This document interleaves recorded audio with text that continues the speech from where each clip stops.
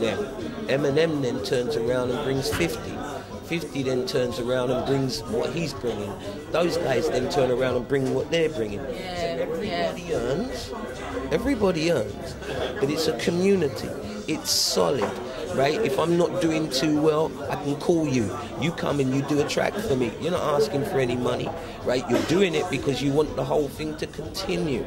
So the emphasis in England is more on a selfish. Look at me, I'm a star. Really, because it's still like that today, isn't it? You know, it's not. When is it going to change? I think it has to. I think in the next couple of years, when the whole phenomena of what's going on, I would say in about a year and a half's time, that phenomena will die. And what you will find is that most artists who come through and are successful doing grime music will be white, and that will make it like people, because of the fact that we are now multiracial, we are now together, it will be looked upon as no big thing. But in reality, it's a huge thing, because what it will do is it will put those artists on the back burner, and it will let artists like Professor Green and people like that become the dons. When in actual fact, the Professor Greens and all of those artists, right, are making music that they heard, which is black music. Do you get what I'm trying to say? So all of a sudden, that black music now becomes what they term, not me, as white music, popular music, commercial music, right? So then a black guy comes along and it's like, well, why don't you make a record like Professor Green? Where did he make that record from? But that kind of thing. It's a shame, but that's the British mentality. And I think the only way to change that is to get these who are successful sitting down together and forging some kind of foundation to bring through. Doesn't matter about the colour, what they're bringing through. Dre showed you that with Eminem. It's not about that. The industry deals with the colour scenario, but we're artists, we never have time for colour. We have time for whether or not you've got it, whether or not you can blow, whether or not you've got something going on in your lyric that's different. We're artists, and that's where we come from. And I think if we can keep to that and bring through black, white, Indian, Chinese, I don't really care. We're all born and bred here, and we all have a vibe. And if we can bring that vibe forward each time, so we're nurturing some young kid. We're not just telling him to go in and make some records. We're telling him to come out on the road and perform, so he learns his craft, or she learns, or they learn. That's it, really. It's good to know the business, you know, and a lot of people just go into it, they don't realise what it's really all about, and they just get caught up, and then before you know it, they're ripped off and things going on. Yeah. And it's a shame, because we have a thriving, talented environment for all things, for what you do, right, for what he does, right, you know, for what we have such a huge, rich, vibrant talent, and a lot of opportunities, really, if we all just we can open doors, and we can solidify things in such a way that we can dictate to the industry how things are to go. And you know, we're in the year 2000, 21st century, and I'm still sitting down saying, name me one act that's been around for longer than 4 years who's black. Just one. Let me think. I'm on the spot now. One act that's been around for 4 years consistently, right? Regardless of whether they make a record or not, right? He's still there, and when they do make a record, they get plastered everywhere. There must be someone. I can't think. And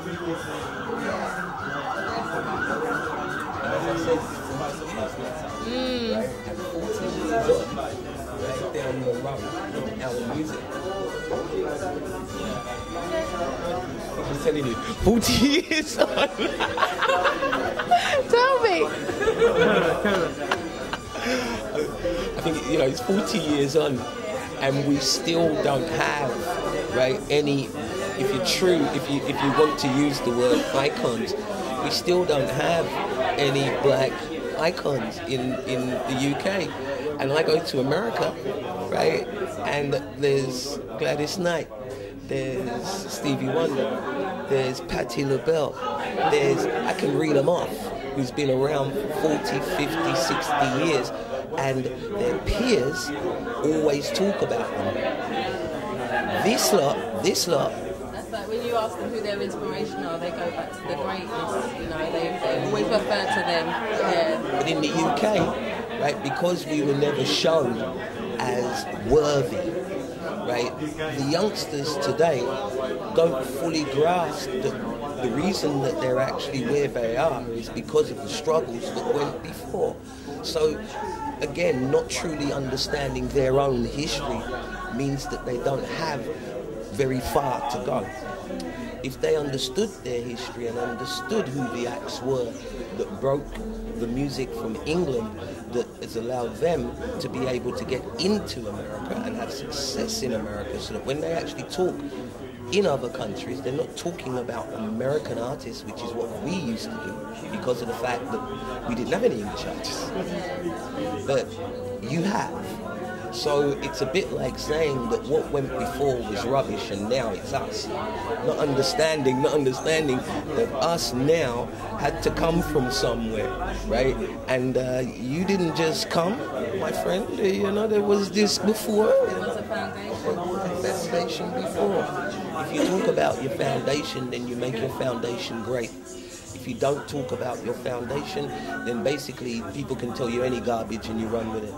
And that's what I see with today's youth, is that not understanding where they're coming from, not understanding that they're great. They are youngsters who come from a foundation of positive thinkers, positive writers, from it being, if you are an actor, an actress, right? There are great black actresses and actors who have been struggling back in the day to allow those that we see today to be successful. And to me, it's important that you make sure that history is said, also that history is built upon and isn't fragmented, right, and is more solid. You know, we need to help one another to move forward. Exactly, that's definitely my thoughts, I think. So, what are you actually going to be working on for the future, really, Junior? Tell us, what's your plans? At the present moment, it really is about the album. The new album is called Prisoner of Hope. It comes out mid-November.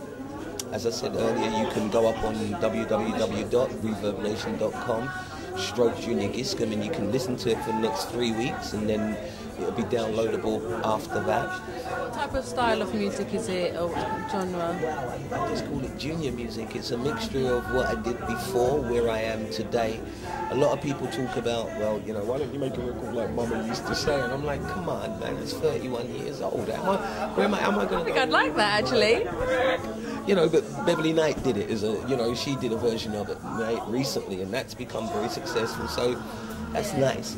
Maybe let other people do covers on it then. I think it's great that you've written stuff and other people want to go into your catalogue, right, and say like, wow, I didn't know you did that. I love that tune. It's like with Morning Will Come. I have a generation who know Mama used to say, and then I've got another generation who know me from Morning Will Come. Yeah, I think it's a different kind of different age group, really. Morning Will Come is more of a mature and Mama used to say is a much older. Do you get what I'm saying? So it's I think Mama used to say it gets more for a younger audience as well. I don't know. I mean, for me, everyone knows that song. It's just, I suppose what it is like, I'm very fortunate. It's a classic. It's turned out to be something that has stayed around.